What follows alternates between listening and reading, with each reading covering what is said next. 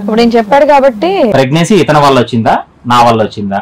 ఇతని వల్ల వస్తే ఇతనికి వదిలేస్తాం మేడం, నాకు అవసరం లేదు. మరి ఇప్పుడు ఆయన నందుని కూడా కనుక్కుందాం అసలు ఏంటి విషయం అనేది, తర్వాత ఆవిడతో మాట్లాడదాం ఏంటో. నందు గారు నమస్తే అండి. నమస్తే. చెప్పండి ఏంటి అసలు ఏం జరిగింది, ఏంటి కథ అంతా? సునీతకి నాకు 8 సంవత్సరాల ముందు మ్యారేజ్ అయిందండి. నాకు యాక్చువల్ గా ఫస్ట్ మ్యారేజ్ అయింది, మా వైఫ్ హెల్త్ ప్రాబ్లం వల్ల చనిపోయిందండి. క్యాన్సర్ అటాక్ అయింది, కొంచెం అంత డబ్బులు పెట్టుకోలేక ట్రీట్మెంట్ చేయించాం కానీ బతకలేదు, చనిపోయింది. తర్వాత వాళ్ళ ఫాదర్, మాకు కామన్ రిలేటివ్ ఉంటే వాళ్ళ ఫాదర్ ద్వారా వచ్చి రిక్వెస్ట్ చేశారు ఇలా కొంచెం మా అమ్మాయిని పెళ్లి చేసుకోండి. దానివల్ల సరే వయసు ఎంత అండి? ఆవిడ వయసు ఎంత?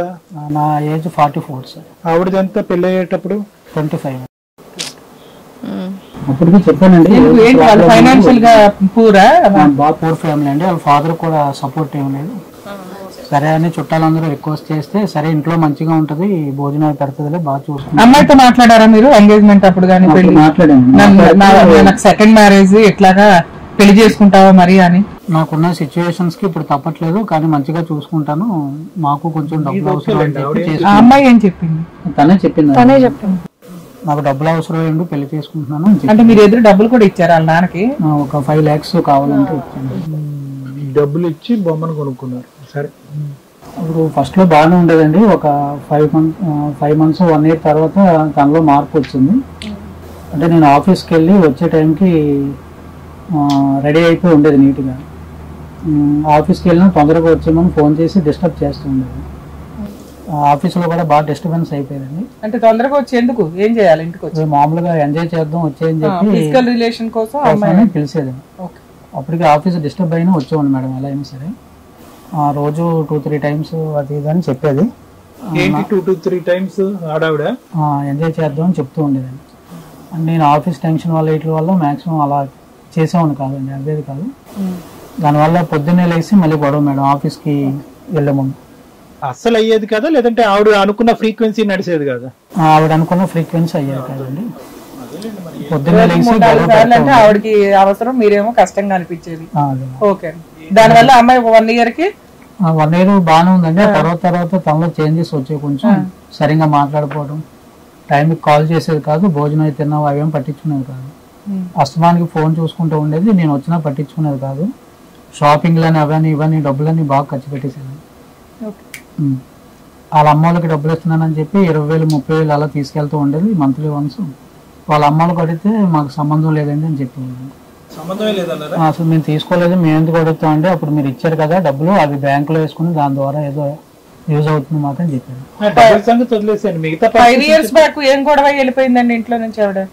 ఒకసారి మామూలుగా నేను ఆఫీస్ నుంచి వచ్చే టైంకి ఇంట్లో లేదండి, చుట్టుపక్కల అన్ని అడిగితే ఫోన్ స్విచ్ ఆఫ్ అయిపోయింది.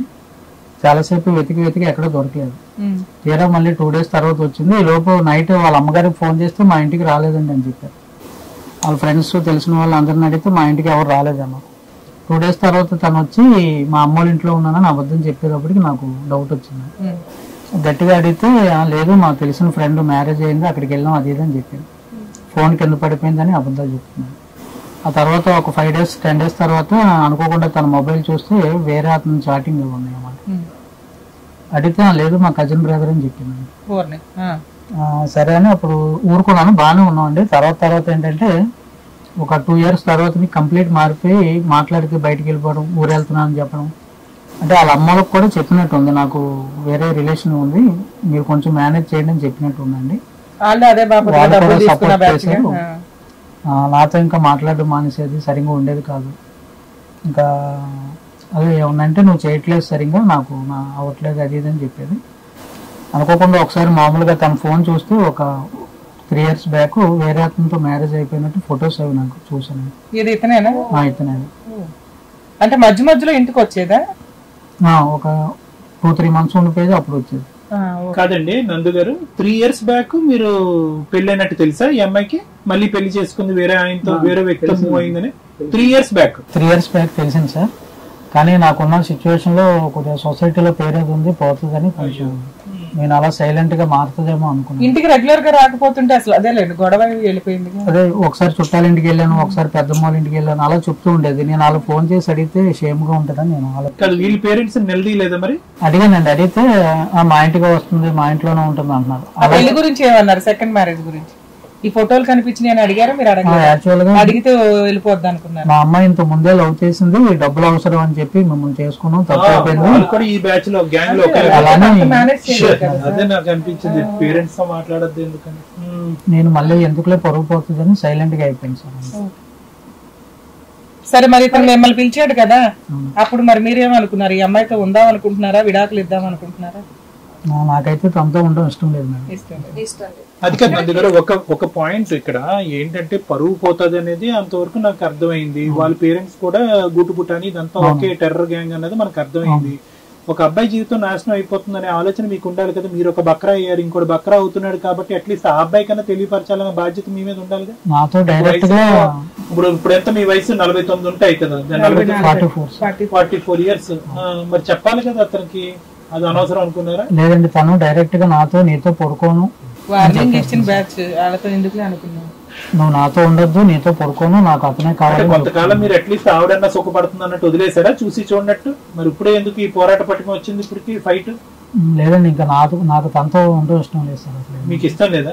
మరి 3 years పాటు మీ ఇద్దరి మధ్య ఇంకో ఫిజికల్ కాంటాక్ట్ గానీ అటువంటి కాంటాక్ట్ గానీ ఏం లేవు సార్. ఇప్పుడు ఎందుకంటే అతనికి ఉన్న పెద్ద ప్రశ్న ఏంటంటే, ఇప్పుడు అమ్మాయి ప్రెగ్నెంట్ అయ్యి ఉండొచ్చు అంటున్నాడు, అసలు చూపెట్టే బాధ్యత కూడా తీసుకోలేదు. ఇప్పుడు అదో పెద్ద ప్రశ్న ఈ రోజు. అమ్మాయి రీసెంట్ గా ప్రెగ్నెంట్ అయిందని నాకు చెప్పలేదండి. తెలియదు అసలు. మాట్లాడితే హాస్పిటల్కి వెళ్తున్నాను, కన్సీవ్ అయినట్టు ఉన్నాను, అది ఇదని మాటికి డబ్బులు తీసుకునేదండి. నేను 2 times తీసుకెళ్ళాను. అబద్ధాలు కదా ఏదో వంకతో. నేనే 10 లక్షలు పెట్టానయ్యా బాబాకి. నేను ఆల్రెడీ ఇంకా ఎక్కువ పెట్టాను. అంటే నీకన్నా సిగ్గు ఉండదు, పెళ్లి అయిపోయిన వాళ్ళు. అవునండి, నాకు పెళ్ళైందని నాకు మొన్న తెలిసింది. మొన్నే తెలిసింది, 3 years బ్యాక్ తెలిసింది. నేను 5 years పిచ్చోళ్ళ తిరిగాను, ఏకమాల పిచ్చోళ్ళ ప్రేమించేసిందని, పెళ్లి చేసుకున్నదని. నాది తప్పు.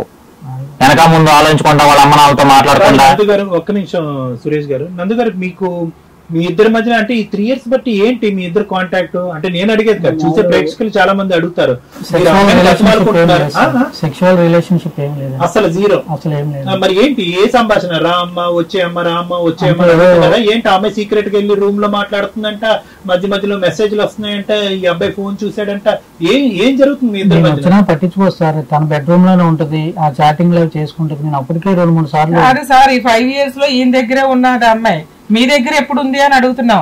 మా దగ్గర చెప్తున్నాను కదా మేడం, 3 months 4 months ఒకసారి వచ్చేది, రోజు వచ్చింది, అప్పుడప్పుడు కనిపిస్తుంది, మళ్ళీ ఏదో వంక పెట్టుకుని షాపింగ్ అవి చేయించుకుంటే కొనుక్కుని వెళ్ళిపోతుంది.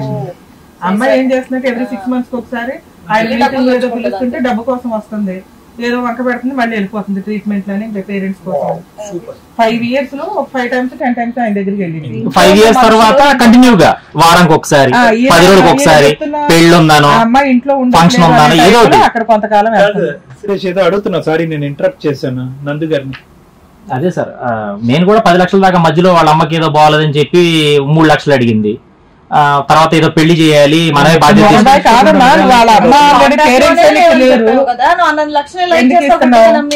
నన్ను కదా మేడం, అదే ఏం ఆడుతున్నారయ్యా? ఒకే ఇంట్లో ఇద్దరు ఉన్నప్పుడు అసలు ప్రతి చిన్న విషయం కూడా షేర్ చేసుకుంటాం, అవునా? అసలు పెళ్ళం అసలు ఏమీ తెలియదు, ఇంట్లో అమ్మ నాన్నలతో మాట్లాడడం కాంటాక్ట్ లేదని చెప్తున్నాం. మళ్ళీ 3 నెలలు తన మాటలు మీకు తెలియదు మేడం, తన మాటలు మాట్లాడితే మీరైనా ఇచ్చేస్తారు. ఇప్పుడు 5 లక్షలు తెలుసా? ఇప్పుడు అమ్మ మాట్లాడితే నీలాంటి మూర్ఖుడిని అయితే కాదమ్మా. ఒకసారి మాట్లాడు మేడం, మీకు తెలుస్తుంది. డబ్బు పిచ్చిదండి, డబ్బు డబ్బు డబ్బు డబ్బు తప్ప ఇంకేం. ఇప్పుడు ఈ ప్రెగ్నెన్సీ ఎక్కడ వచ్చిందో తెలియట్లేదు, 4 years నుంచి.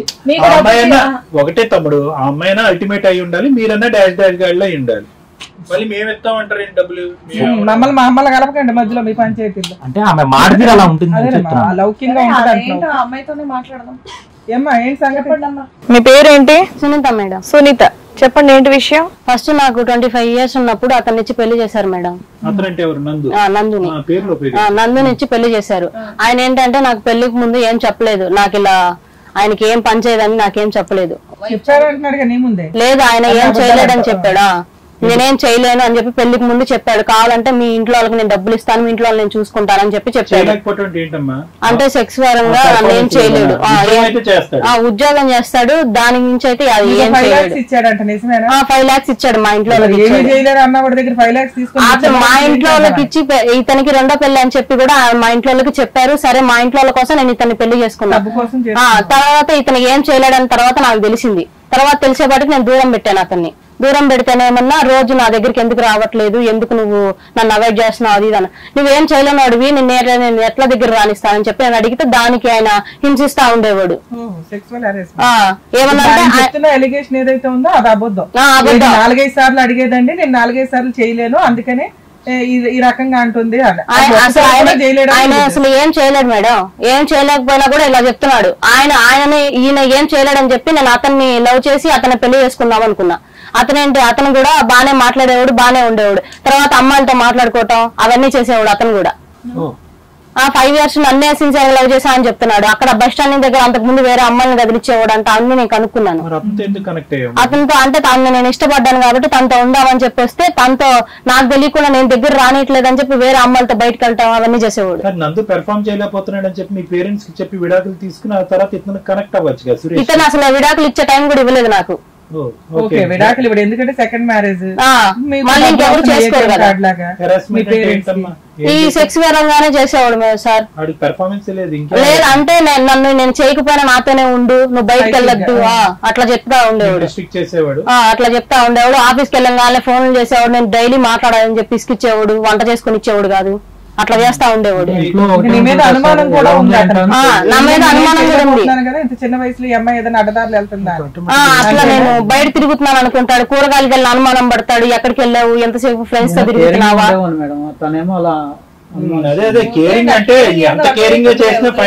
అతనేం చేయలేనప్పుడు అతనితో నేను ఎట్లా ఉంటాను మేడం. నాకు చెప్పారు కదా ఫస్ట్ స్టార్టింగ్ లోనే. ఒక్కడేనా ఇంకా బాయ్ ఫ్రెండ్స్ నాకు ఇంకెవరు లేరు సార్. మరి ఆల్రెడీ నీకు ఎవరు ప్రెగ్నెన్సీ వచ్చింది నా వల్ల కాదండి అంటే అతని దగ్గరికి రానేలేదు అంటున్నాడు. ఇతను ఏం చేయలేనప్పుడు నాకు ప్రెగ్నెన్సీ ఎలా వస్తుంది? నువ్వే చెప్పాలి, మాకేట తెలుసు. ఆయన చెప్తున్నాడు కదా సార్. వేరే అబ్బాయిలతో ఉందండి. ఆ అబ్బాయి వేరే అమ్మాయిలతో తిరిగితే నా అబ్బాయి వెనకాల తిరిగి నేను చెక్ చేసేదాన్ని. అంతకు ముందు ఒక అమ్మాయితో పట్టుకున్నాను, అది చెప్పలేదు ఇక్కడ. నేను ప్రెగ్నెంట్ కాదు మేడం. చెప్పావు కదా సురేష్, ఆ టైంకి నువ్వు ప్రెగ్నెంటా కాదా? ఆ టైంకి నేను ప్రెగ్నెంట్. ఎందుకు చెప్పావు మరి? మామిడికాయలు కూడా తెప్పించుకునేదాన్ని. నేను మామిడి తినాలనిపించి తెప్పించుకునేదాన్ని మేడం. ఆ అబ్బాయి దానికి లేదు. 5 నెలల సంవత్సరాల క్రితం ఆయన నన్ను ఏం చేయలేనప్పుడు నువ్వు ఎట్లా నన్ను చేస్తావు? నువ్వు 5 సంవత్సరాల నుంచి నన్ను దూరం పెట్టావు కదా, ఎట్లా చేస్తాను నన్ను? ఈయన ఎందుకు దూరం పెట్టాడు? నేను దూరం పెట్టాను, అందుకే అమ్మాయి నేనేం పట్టించుకోలేదు. కానీ 6 నెలల నుంచి కడుపు వచ్చిందని చెప్పాడు. 6 నెలలు బట్టి దూరం పెట్టాను, అంతకుముందు బానే ఉన్నామని చెప్పాడమ్మా. అంతకుముందు బానే ఉన్నానని చెప్పావా నువ్వు? 4-5 years బాగా చాలా బాగా లౌక్యంగా. అవును మేడం, అప్పుడు రాని కడుపు ఇప్పుడు ఎట్లా వస్తుంది 6 నెలల్లో? నువ్వు 5 సంవత్సరాలు బాగా చేసావు కదా. చెప్పింది మీరేగా మేడం. అవును, మనం ఎట్లా చెప్తున్నావు? నువ్వు వేరే ముండలతో అట్లా తిరుగుతున్నావు. అవన్నీ నువ్వు చెప్పలేదు ఇక్కడ. అవన్నీ నువ్వు చెప్పలేదు ఇక్కడ. ఆ ముసలోడు చెప్తున్నాను నమ్మి ఇక్కడికి వచ్చి నువ్వు నన్ను హెరాస్మెంట్ చేస్తున్నావు. నువ్వు నాకు డైలీ ఎందుకు ఫోన్ చేస్తావు? నిన్ను వదిలేసాను కదా, నా ఇష్టం ఎవరితో అన్న తిరుగుతా. చూసుకోండి ఇద్దరు ఇదని. ప్రెగ్నెన్సీ వచ్చిందని ఎందుకు చెప్పాను? 10 మంది వచ్చింది, నీకెందుకు? నీవు సిగ్గులేనాడు ముసలా కొడక, నిన్నిచ్చి పెళ్లి చేసిన ఆలోచన నాశనం చేశారు. నువ్వు తప్పు చేసి ఇద్దరు అదోలే. నువ్వు తప్పు చేసి ఏమనంటావు?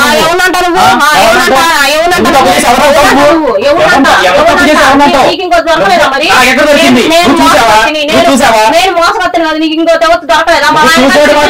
తిరుగుతున్నా నాకు చెప్పావు. నువ్వు పెద్ద గిఫ్ట్ 10 లక్షలు ఇచ్చారా లేదా? నేను 10 లక్షలు ఎవరు ఇచ్చావు? దేనికి ఇచ్చావు? తీసుకో, నీకు ఉంటాయి చెప్పాక అన్ని బీరువాలు ఉంటాయి. జాగ్రత్త పడతా. నువ్వు 10 లక్షలు నాకు ఇస్తే నువ్వు జాగ్రత్త పడు, నేను ఎందుకు జాగ్రత్త పడతా? మేడం మోసం చేసింది మేడం. చెప్తుంది నిన్నే మోసం చేయాలి. నీకు ఎవరి మోహానికి అలా మాట్లాడుతుంది. అమ్మా ఇతని దగ్గర డబ్బులు తీసుకున్నావా? సార్ ఆ అబ్బాయి నాకు దేనికి పెట్టాడు? ప్రెగ్నెన్సీ అని చెప్పి అదే పనిగా హాస్పిటల్ పని అని చెప్పి అదే పనిగా డబ్బులు తీసుకుంటున్నావు అని చెప్పి అతను కూడా చెప్పాడు. మీ అమ్మకి హెల్త్ బాగాలేదని ఇచ్చాడు ఆయన ఇచ్చాడు, ఈయన కాదు. ఆ ముసలి ఆయన ఇచ్చాడు, ఈయన కాదు. హెల్త్ బాగాలేదా? నువ్వు ఎన్ని చేసావు? నీకు పని చేయనప్పుడు నాకు చెప్పాలి కదా, పెళ్లి చేసుకునేటప్పుడు. ఆ విషయం నాకు పెళ్లి ఏంటో డబ్బులు ఇచ్చి కొని తెచ్చుకున్నారు కదమ్మా. నేను తెచ్చుకోలేదు సార్, ఆయన నాకు రెండో నా పిల్లలు చచ్చిపోయింది, నా పిల్లలు బాగాలేదు. ఎవరు అడుక్కున్నాడు? నువ్వు అడుక్కున్నావా? మా నాన్న దగ్గరికి వచ్చి మా నాన్న అడుక్కున్నాడు నిన్ను వచ్చి. మా నాన్న నువ్వు పెద్ద అందగాడు అని నన్ను పిచ్చి పెళ్లి చేశారు నీకు. అంటే మమ్మల్ని మోసం చేయడం నీ పని. వాడుకోలేదా? 5 సంవత్సరాలు వాడుకోలేదా? ప్రేమించాలని చెప్పి వచ్చింది నువ్వు. ప్రేమించాను 100 మంది చూద్దాం, 100 మంది వచ్చి ఇట్లా మాట్లాడతారా? సిగ్గు లేకుండా నాదెందుకు పడుకున్నా నీ సిగ్గు లేదా? మరి పెళ్ళయిందని కదా చెప్పారు, పెళ్లి చేసుకున్నానని కదా చెప్పి. పెళ్లి చేసుకున్నా అదే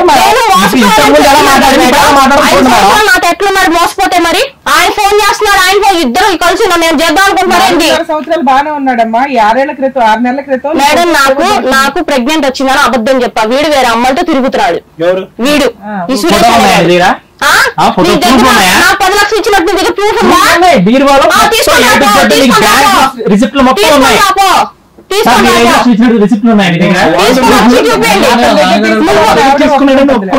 అంటే నా దగ్గర తీసుకోవాలి 10 లక్షలు చెప్పి 3 లక్షలు అడిగాను. ఆయన అడిగి తీసుకున్నా. ఆయన ఇచ్చాడు, ఆయన అడుగు. అది సార్ మీ దగ్గర అడిగింది, నా దగ్గర అడిగింది. ఎవరు నువ్వని? ఇచ్చావేంటి నీకు? నా దగ్గర 3 లక్షలు తీసుకున్నా.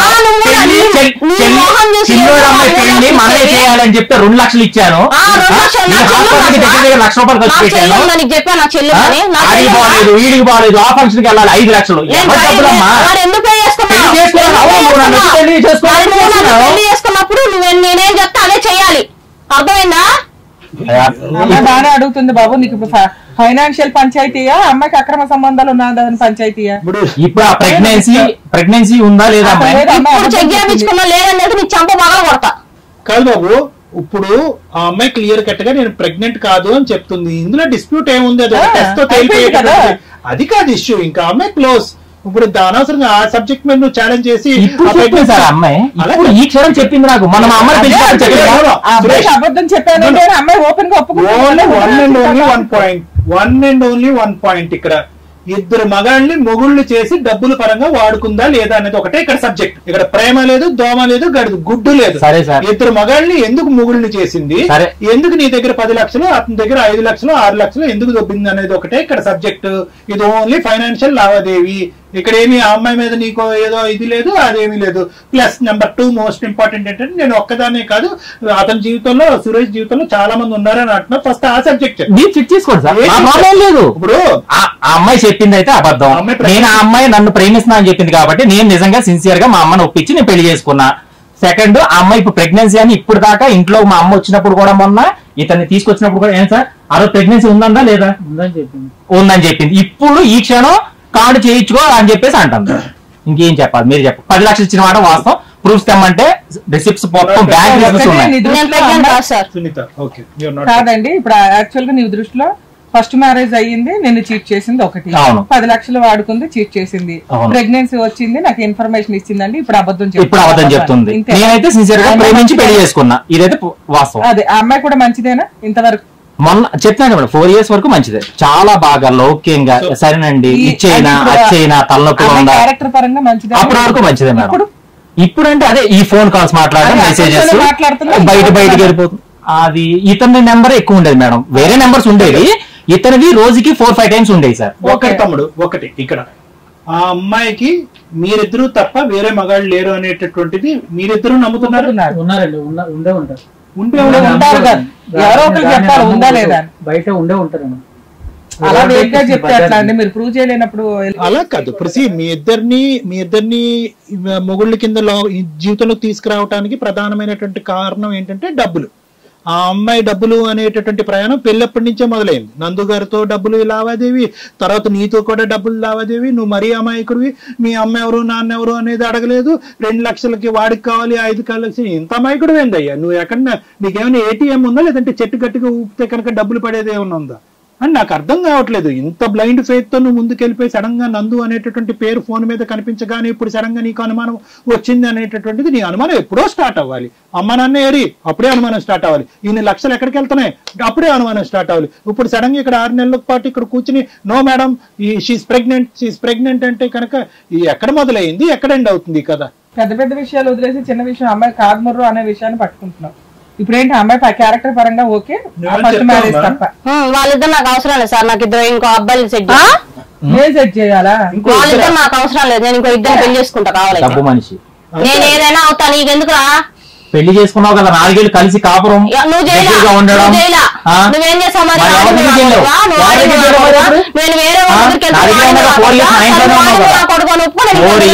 ఇంట్లో ఉన్నావా లేదా? నేను లవ్ మాత్రమే చేస్తాను, నేను పెళ్లి చేసుకుంటానని చెప్పలేదే. చేసుకున్న పెళ్ళేంటి? చేసుకున్న పెళ్ళేంటి? ఏం చేసుకున్నావు? మా అమ్మగారు ఒప్పుకోవాలి, అజ్జాలి ఇజ్జాలు నువ్వు చేసుకున్నావు. నీ కదా మా అమ్మగారు అవసరం కోసం నేను నిన్ను లవ్ చేశా, అర్థమైందా? నీ అవసరం కోసం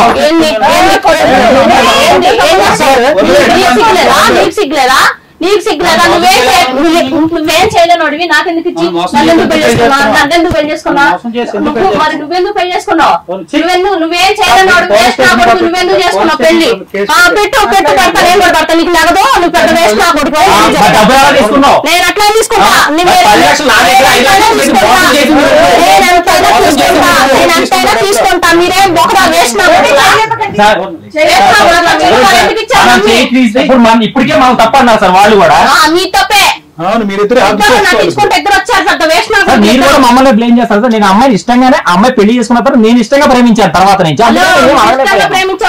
మీరు అడగలేదు అంటున్నారు. మీ తల్లిదండ్రులు లేరు ఏంటి? సెక్స్ కోసం అదొక పార్ట్ అమ్మా.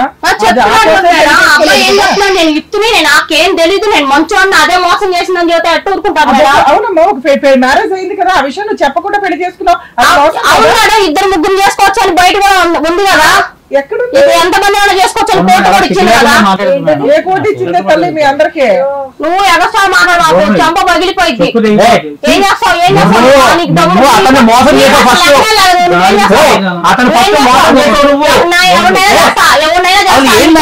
చెప్పండి మరలా. నీకు సిగ్గులేదా? ఇప్పుడు నేను మోసం చేస్తాను, మీరేం చేస్తున్నారు? ఆడిన నా కొడుకులా మీరు? నేను మోసం చేస్తా. అదే నిన్ను గుర్తుగా నన్నా కదా కళ్ళు మూసిపోయి అది తప్పు. ఆ రోజు తీసుకోవాలంటే నేను పోలీస్ స్టేషన్ లో పెట్టానండి. ఇక్కడ దాకా వచ్చేదాకా పెట్టారని నిన్ను పెట్టుకోపో, వెళ్ళి పెట్టుకోపో. వద్దండి, పోలీస్ కంప్లైంట్ ఇచ్చాను సార్. ఇచ్చుకోపో అని వాడింది వాళ్ళ. పెళ్లి చేసుకోలేదు అంతేనా? ఇంకో ఇద్దరిని పెళ్లి చేసుకుంటా, వెళ్ళి చెప్పుకోండి పోండి. అర్థమైందా? ఇంకొక ఇద్దరిని చేసుకుంటా, కావాలంటే 4 చేసుకోండి. నీకేం నొప్పి బాబోయ్. ఇప్పుడు ఇందాక నుంచి ఒక ప్రశ్న అడిగాను చూడు, మీరిద్దరే అన్నా ఇంకప్పుడు మీరిద్దరు కాదు చాలా మంది ఉన్నారనేటటువంటిది ఇక్కడ అర్థం అవుతుంది. తెలుసురా మరి ముసలి నా కొడుకు ఎడదాకా ఎందుకు వచ్చారా తెలిసినప్పుడు?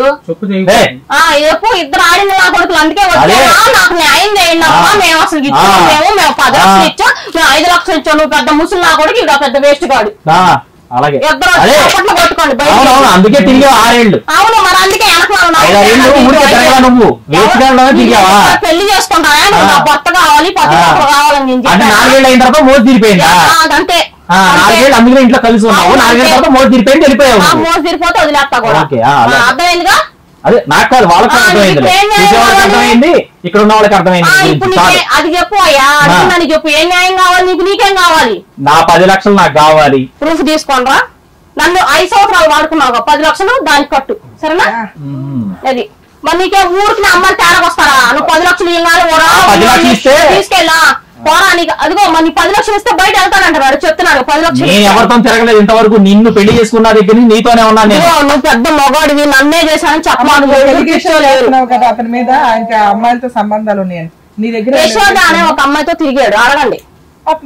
లవ్ చేయడం వేరు, నీతో పెళ్లి చేసి నన్ను పెళ్లి చేసుకున్నాక ఆయన రూమ్ కి వెళ్ళాడు. అదే నాకు వచ్చి చెప్పింది. దాన్ని కొడితే అది నాకు చెప్పింది.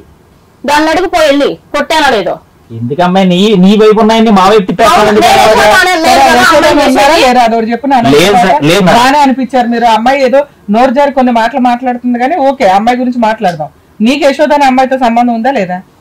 నేను జరిగిన వాస్తవం మీకు ఫస్ట్ చెప్పేశారు రాగానే జరిగిన వాస్తవం అది. కొట్టలేదా అసలు ఎవరు రాలేదు మేడం మా ఇంటికి. ఇంటికి ఎందుకు వచ్చింది దాన్ని నేను కొడితే? మీ ఇంటికి ఎందుకు వచ్చింది దాన్ని కొడితే? అమ్మాయి వెళ్ళి కొట్టిందా లేదా అమ్మాయిని?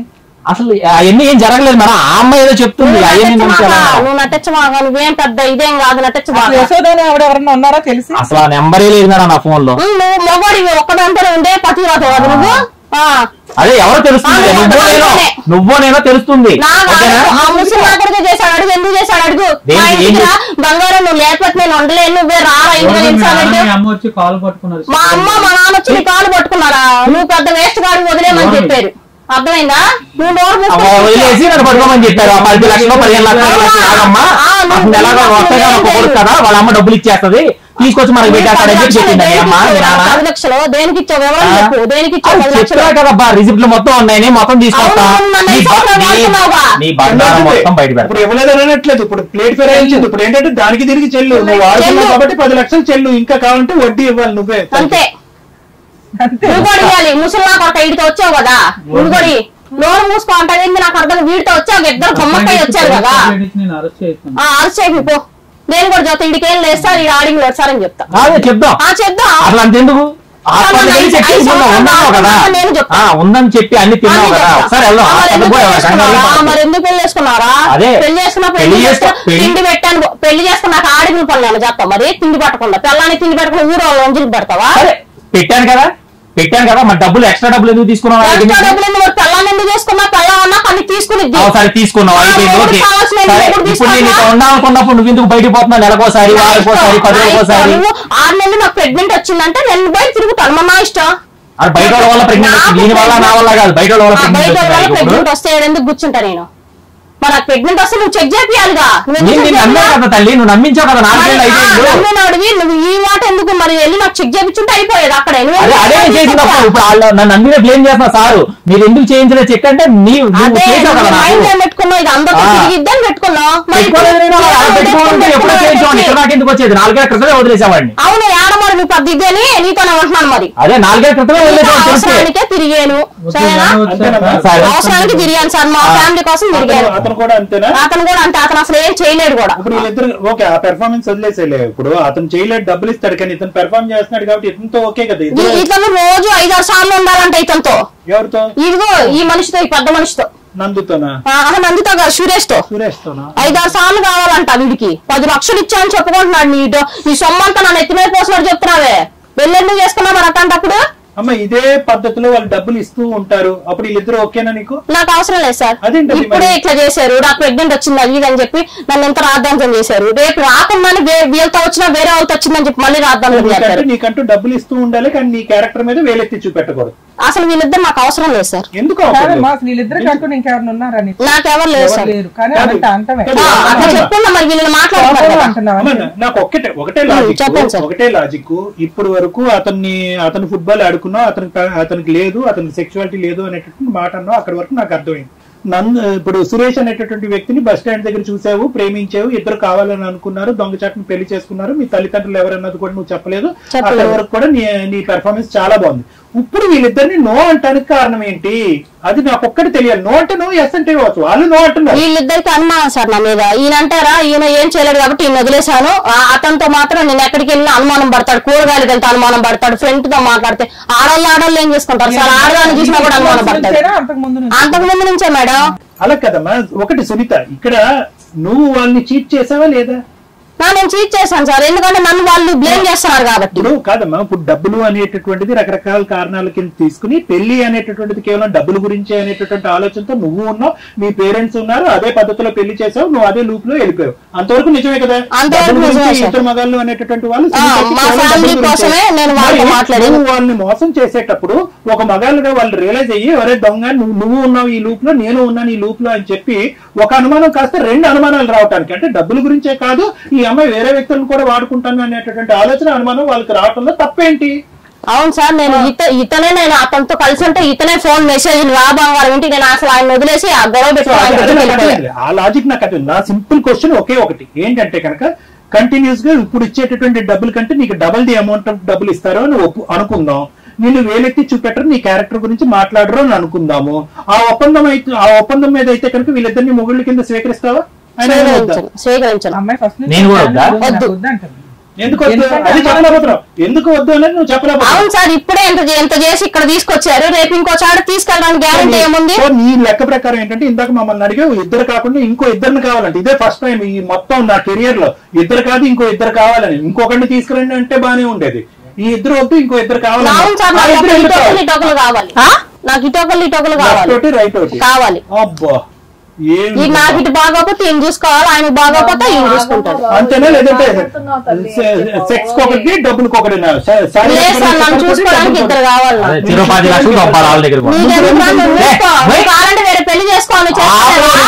చాలా రెస్పెక్ట్ చేస్తున్నా సార్, వాళ్ళు ఉన్నారని చెప్పి. లేదంటే నేను ఆ రోజు అక్కడ ఇంటి దగ్గర ఇంటి దగ్గర ఆ రోజు కొత్తకుండా తీసుకొచ్చాను కదా నేను. సార్ డబ్బులతో తీసేసుకొని ఇప్పుడు వాళ్ళ ముందే ఇంకోటి కావాలని, ఇంకో ఇద్దరు కావాలని చెప్తా. ఇద్దరు కావాలి, దాడు నువ్వు పెళ్లి చేసుకుని చప్పట్లు కొట్టుకోవాలి ఇద్దరు ఒకరిదొకరు చూసుకొని. అలా కదమ్మా, అటు ఇటు ఎందుకు వద్దు, నలుగురు కావాలి. ఓకే సార్, నన్ను చేసుకుంటా అంటే ఏముందమ్మా అన్ని తెగించి వదిలేశారు సార్ వాళ్ళ అమ్మ నాన్న. వాళ్ళ అమ్మ నాన్న తీసుకుని కొడతా. నిన్ను కొట్టుకొని కొడతా మళ్ళీ. మీ అమ్మ నాన్న వదిలేశారు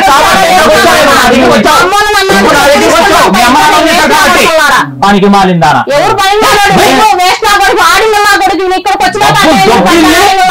చేసింది. ఇప్పుడేమో చేస్తా, ఏంది ఏదన్నా చేస్తా. సార్ నాకు వీళ్ళిద్దరు వద్దు సార్. వాళ్ళు వద్దులే, డబ్బులు వాళ్ళు ఇచ్చారు కదా అప్పుడు.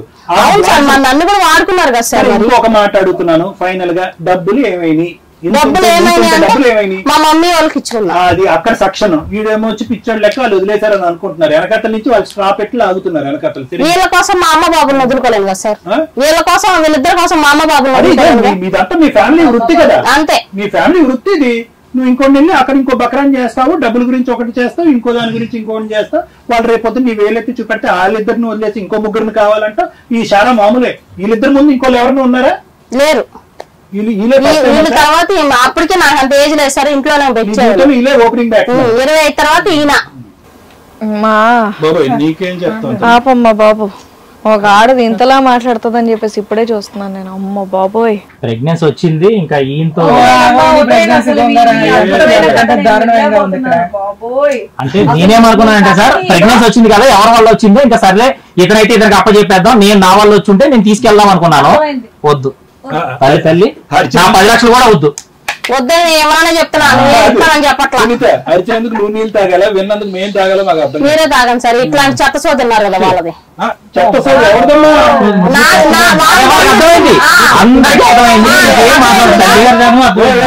మీరంత తక్కువ మాట్లాడితే అంత మంచిది. సరే సార్, సరే సార్. సునీత గురించి పుస్తకాలు కాదు గ్రంథాలు రాయొచ్చు, ఎపిక్స్ రాయొచ్చు. ఇంకా వినదలుచుకోలేదు మీరు. ఇంకేమైనా మాట్లాడితే ఆవిడ ఇంకెంత చాట భారతం చెప్తున్నాను. వద్దు మేడం, నాకైతే వద్దు మేడం. ఏం లేదంటాను కదా, ప్రెగ్నెన్సీ కూడా లేదంటాను కదా, 10 లక్షలు కూడా వదిలేసుకుంటా. విషయాలు విన్న తర్వాత ఇక డాక్టర్ గారు మేడం గారు చెప్తారు, అది వినండి చాలు. ఇంకా మీరు మాట్లాడకండి ప్లీజ్.